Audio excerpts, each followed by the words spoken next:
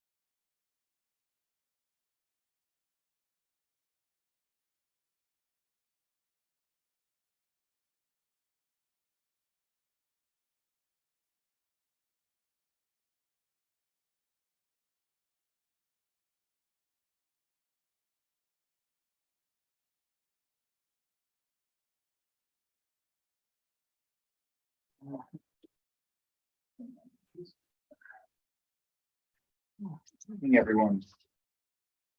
Good evening.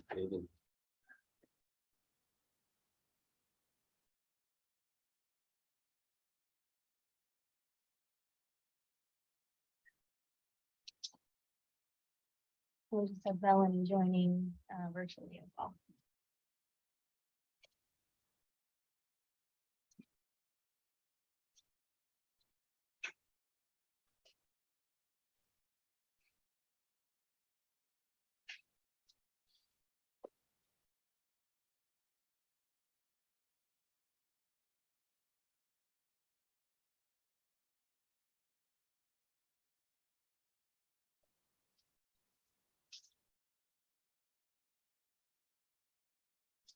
You were already in your planning commission meeting after this, huh? Yes, we did. Yeah, but it shouldn't be like, I don't think we'll be full hour here. Yeah, I would anticipate probably closer to 20. But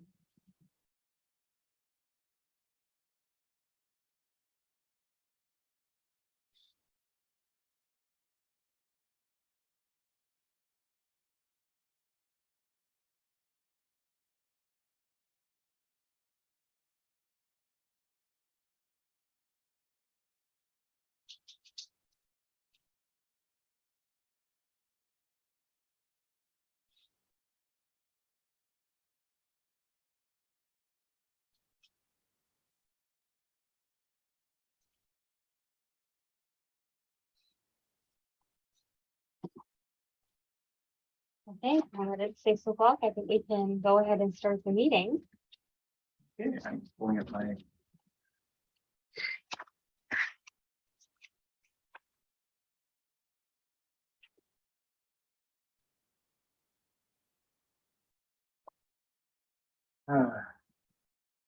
Suppose I can just extemporize here.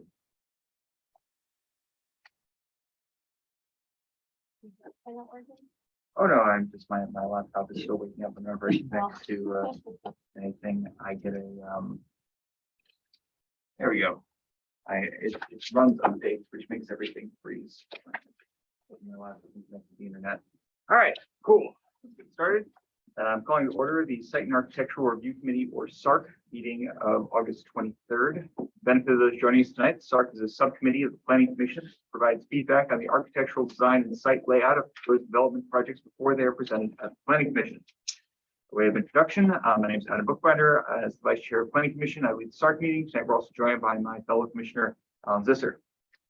In terms of conducting the meeting, for each item, I'll first announce the item, then ask for a staff presentation, after which you may have some questions for staff. And after that, we'll look for any input from the applicant representing the project if they're present, receive any additional public comments. Following this, we may have follow-up questions for staff, the applicant, or public speakers. And we'll finish by providing our feedback on the project that will then be forwarded to the Planning Commission. In terms of timing, the SARC meetings are scheduled immediately preceding the Planning Commission meeting. We have a hard stop at, well, I guess in this case, 6:50 p.m. Make sure we have enough time for discussion. We may need to ask the public comments to be kept short or provided in writing following the meeting. With that said, I see that we have one item on the agenda. Are there any desk items or changes before we get started? There are no desk item or changes. Okay. So our first scheduled item is going to pop up in a minute now. I believe it's PLN 2022-13. Thank you. Presented by Tracy Dam? Yes. Cool. Take it away. Thank you. So the project in front of you tonight is for a 6 single-family lot subdivision. Just to provide some background, the project was considered by the SARC Planning Commission and City Council. I believe it was 2019. The applicant is coming with a PD modification to change the architecture of the 6 houses and also to change some square footages. The lots remain the same. As part of the request, there is a request to extend the life of the tentative map, but each lot remains the same size, the same configuration as what was contemplated during the approval process in 2019. So wasn't there something more recent that we saw? We saw this? I mean, I've only been on the planning commission since late 2020. I seem to remember reviewing this. Yeah, so that was the previous original entitlement. It was also for 6 single-family homes. The architecture was a little more different. I would say it's more on the traditional nature, not that these are not traditional, but the prior entitlement had archways. There was like Tudor style and craftsman style sort of building. Now this architectural flavor is more craftsman and more modern farmhouse. And so the applicant is coming just to change the architectural design, the aircraft that you did see it in the earlier part of 2019. I think it was May or April. And it went to City Council in June of 2019. There hasn't been anything since then? This is the subsequent application after that original. You don't remember seeing this more recently? This seems familiar. Was there a washing machine on the lot? Yeah, this was where there was some complaints about stuff out on the I street. remember going out there and there was a washing machine sitting in the. Yeah, I remember going out and looking at the site too, and like I said, that was probably 2020 or 2021. No? Let me see. Yeah, I Somewhere know between the October- permit numbers. We just stopped I sharing. don't think so. We haven't. Yeah. Somewhere before October 2020, because that's where my this certain set of notes go back. Oh, yeah, I came in September 2020, so. When we started, we started in Let's see, the 2021, right? rezoning, correct. So the applicant has changed since then. I believe the entitlement, and you can correct me if I'm wrong, Kelly, has been sold. And so Correct. now it's wanting to do a refresh. Okay. And Just so. sound like that was imaginary. Imaginary.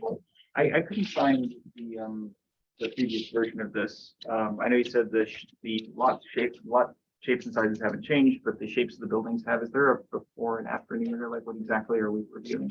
Yeah, so it's mostly the architecture. So if I can see, I'm gonna share my screen. Previously, proposed elevations. I'm trying to zoom in there. Okay, that's, yeah. I think that's it, right?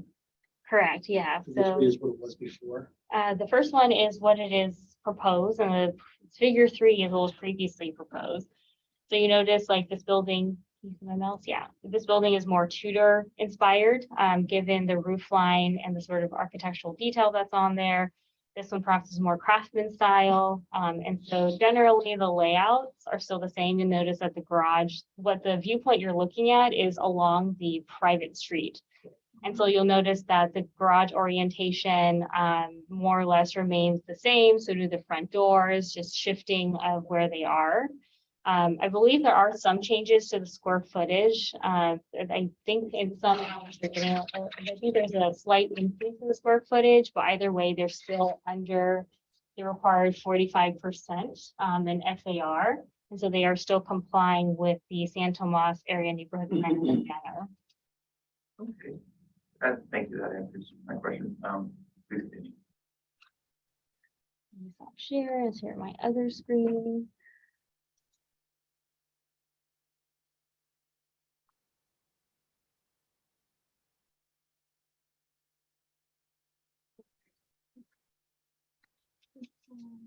Share. Okay. And so a lot is, like I mentioned, the lot is oriented mostly the same. So on this edge, you see my mouse here, this is Westmont Avenue. This is the single access way. It's the private street going by Trailblazer Place in which you can access the site. Along this private street, there are guest parking spaces, a total of 12 guest parking spaces as required by the San Tomas Area Neighborhood Plan. So they are in compliance with that. As far as the orientation of the houses, so I know it's a little hard to see here. Let's see if I can zoom in a little bigger. One more. Okay. So the orientation of this house, the front door is oriented towards Westmont, which is the preferred option. Instead of having the side of the building, you actually have a single family house fronting it. So it helps with the character of the street and continues the development pattern. All these other houses are oriented towards the private drive. And so on this end, this is the walkway to the front door. This is the walkway to the front door. This one sort of meanders along the driveway over. Oops. Going. And then the front door is also oriented sort of, towards the private drive. It's in this vicinity here. And so the homes proposed are 2-story homes, which was the same that was contemplated at the previous entitlement phase. What I wanted to show on my screen is also some colored elevations so you can understand the flavor and what is being proposed. So this is the property that is facing Westmont. It's the first of the 6 subdivisions or the 6 single family homes. And so right now the viewpoint that you're looking at is from the private drive straight to the house. If I were to show the vantage point from Westmont Avenue, this is the home that you would be seeing from Westmont Avenue. So it's pretty traditional in nature. There are some craftsman style elements, notably the corbels here, along with the traditional pitched roofs. The materials are comprised of stucco, material board, and wood siding. The wood siding is sort of seen in this vertical element here that's sort of repeated on all facades. And at the ground floor here, this is the stucco element that you're seeing. To give a flavor of the second house. Elevations. And again, this is looking from the private drive straight in. Again, has some more craftsman elements, but it is a little bit more farmhouse like, notably with the metal roofs, the metal, I always mix up the name. It's like standing seam metal roof. But I always try to switch the words here. But it's a little more contemporary. It definitely goes with the farmhouse style, but still very traditional in nature. You have the traditional roof pitches, you have the traditional materials, stucco, wood siding, high quality materials that are being utilized. Moving on to the third house. This is overall more contemporary in nature. It is not necessarily as craftsman style as the last two homes that you see. The corbels aren't there. The wood siding isn't there. This is mostly comprised of the smooth stucco material. I'm sorry, what's horrible? Oh, corbels are, let me go to an example. Recognize these things as architectural terms, like. Mhm. This bit here, Okay, yeah, so kind of it's this wood, I don't really want to say it's a beam, but it's this wood piece that sort of like extends beyond the facade just to provide some depth. It's a very traditional craftsman feature that you see in a lot of the craftsman style homes. okay. And the, it says it's certainty roofing. I don't know what certainty roofing is. The main roofing. Is that like, what is that? That's, Is that Oh, this is a composition shingle, basically the 3-layer composition shingle.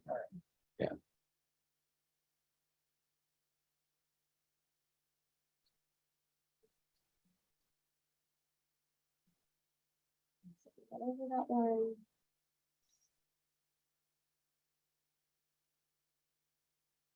And this one is, I believe these floor plans are mirrored. And so this one, however, has a more, again, with the craftsman style, the corbels. As noted here, you have the horizontal wood siding on the second floor with the stucco on the first floor. Some of the first floor elements here repeated for the wood siding as well. And very traditional columns, which is traditionally seen, although these may be a little more contemporary columns than a traditional craftsman column. Usually craftsman columns have a tapering that goes with it, and usually it's stacked stone at the base, just sort of to modernize the look.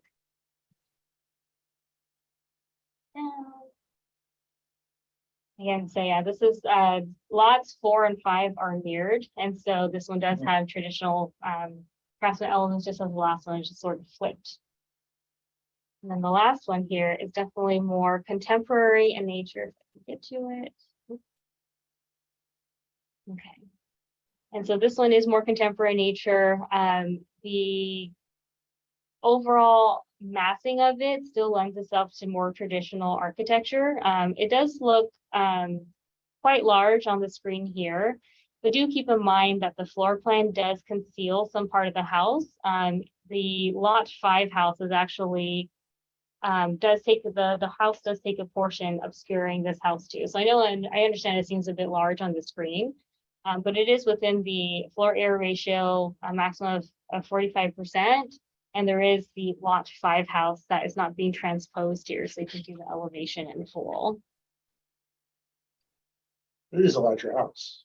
Yes, that is the Six. largest of the 6. 4,400 square feet. But it's on a bigger lot. Correct, it is on the biggest lot. All right. And that concludes staff's presentation. Okay, I think I've already asked all my questions. Do you have any? I was just about private streets Mhm.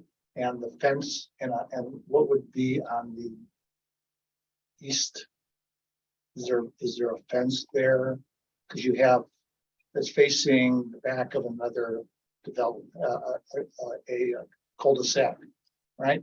So I'm interested in knowing what's on, what the fences are that are there I on believe, both sides, okay. on both west and east. Okay, so I believe it's going to be wood fencing that is proposed along the perimeter of the property. If I recall the plans, I believe it's 6-foot wood fencing all along the property line.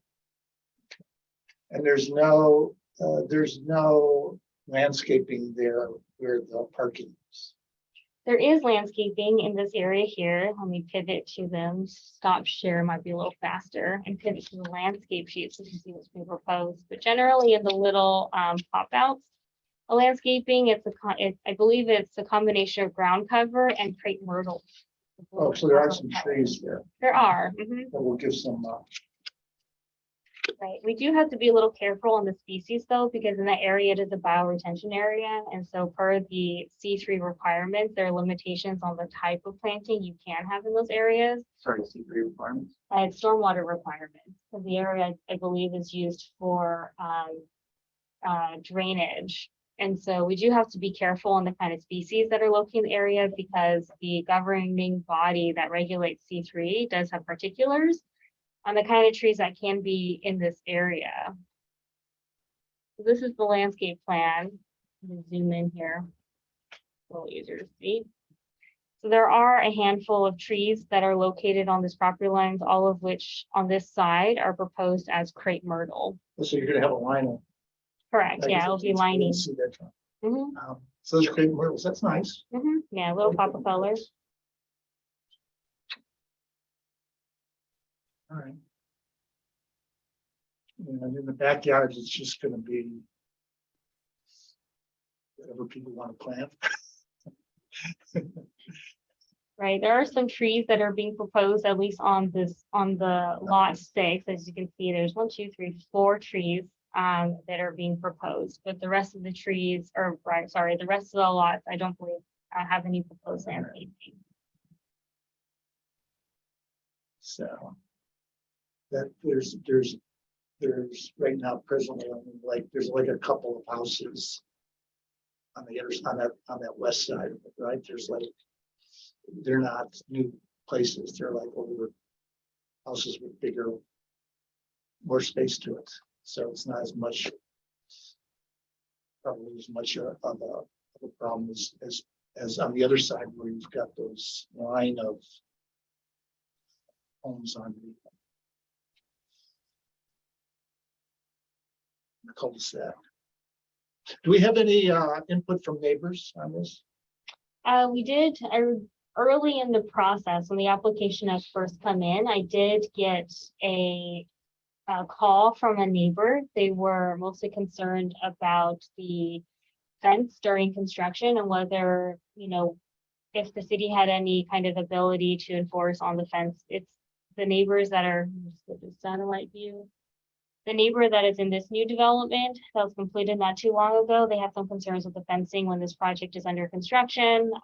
If there are damages to the fence, how can the homeowner ensure that the fence would be fixed and how those issues would be addressed? I did communicate to them, letting them know that we would be working very closely with the developer during that stage to make sure things like that don't occur. If they do occur, that they are resolved in a timely manner. So you haven't gotten anything else in terms of just in general, the development and the people that are adjacent to it in terms of backing up to it? Yeah, it was just the one comment from a homeowner living in the northern development. I haven't received anything since. And the private streets, I don't know. Yeah, I haven't run into it much here since I've been on the planning commission. There's a standard minimum width and requirement in terms of turning into the driveways, right? Right, so if I can share my screen, going back to, I just had it.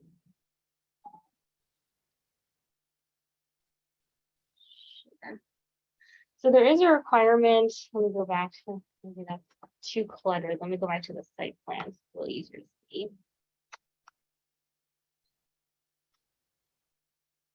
So the fire department does have a requirement, as you see here, for a turnaround. And so typically fire department standards are more than what would normally be required for access because, you know, they have to consider fire trucks getting on the side and they're usually much larger than our conventional cars. And so long as the fire department requirements are satisfied as far as like the width and the turnaround, it's typically sufficient for, oops, Everybody else. it's correct. Okay. So what you're saying is if we had smaller fire trucks, it would make everything more efficient. And smaller streets. I'm only 10% kidding, like a lot. In Europe, fire trucks are smaller. Anyway, go on, not relevant to this project. You have to get out of the commission. Yeah. I'll work on that. Sure. All right. Were those all questions? I have nothing else. All right, I have nothing else. are you folks the applicant? We are. You know, I think Tracy did a great job. We've enjoyed working with her and she was very thorough before this got to you. And we're here to answer any questions you might have. Like I said, I think she did a pretty thorough job. So No, I mean, I'm a little bit familiar with that area. I used to live, we were not far from there many years ago, and I know there's lots of little lots still left over around that Westmont area. So, that whole area has been slowly being updated. And that was it's kind of a, not a great looking semi-bladed kind of parcel. So it's good that something's going in there. So we're excited to move forward. So I have 2 questions / notes. How will trash pickup be performed? as I'll speak and then you can correct me if I'm wrong. We got a will serve letter from the trash department and they're going to pick it up at the curb The curb on the public street? on the private street. Oh, okay. Yeah. So trash, okay, because I was thinking 12 trash cans may not quite fit on the front. So it's not gonna be on Westmont, they'll come into the It will private be street. too pick far up. for the Right. buses. Okay, Gotcha. Okay, that answers that question. And had you considered, since this is a drainage area, had you considered using permeable pavement for the driveway? The thing that can be done? great question. Your Public Works Department, really zoned in on that. And if you look at the plan, the guest parking, that's all pervious pavement. And then the driveways am I correct? Yeah. Let me Right. navigate to the civil sheets before we Okay. here. We exceed the city required pervious absolutely. pavement. I noticed that you'd broken it down into this much pervious, this much impervious Right, area and right. so forth. I just noticed that the driveway as a whole is kind of a big slab of pavement. And I don't think it's worth holding up the whole project over. I just had the question.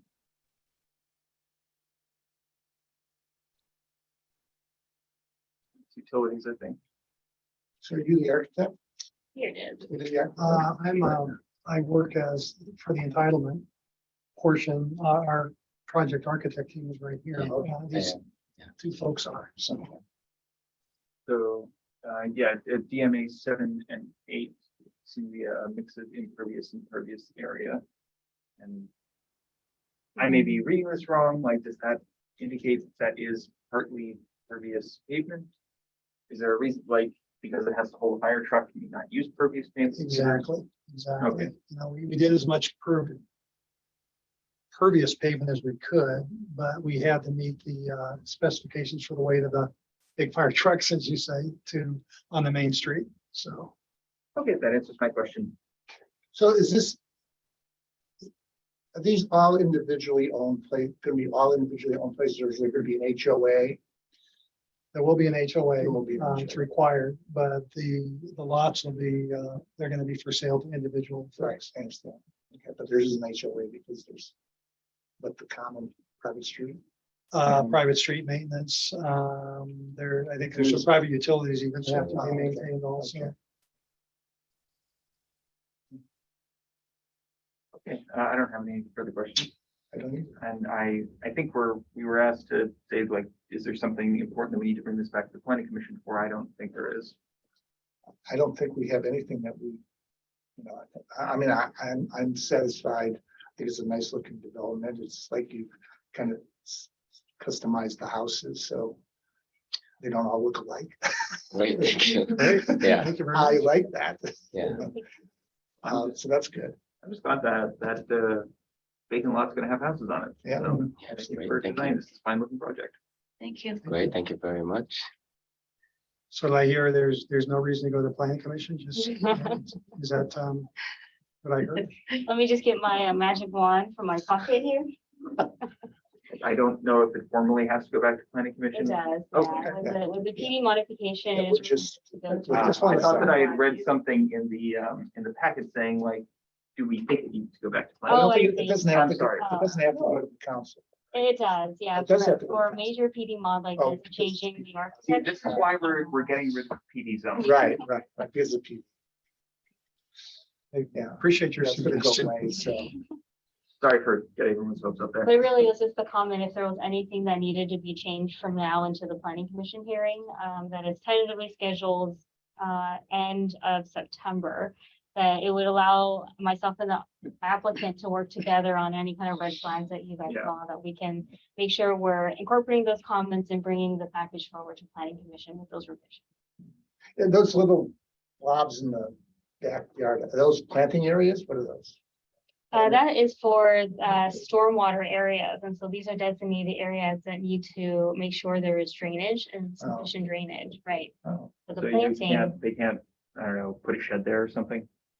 it would not be preferred because it's supposed to be pervious for the purpose of Yeah. drainage. So if you put impervious something, it, defeats the purpose. But given that the backyards are quite large, I don't anticipate this to be an issue. Okay. I suppose that will be noted on, when the buyers purchase the house, so that this is a drainage area, don't put things on it. Correct. As far as part of the CCNRs, there is standard language in the CCNRs that talked about the stormwater facilities needing to be maintained. And so areas would be identified within that document stating that these areas need to be maintained for stormwater. That's a very standard condition that the city has. I think that's all I have. Good.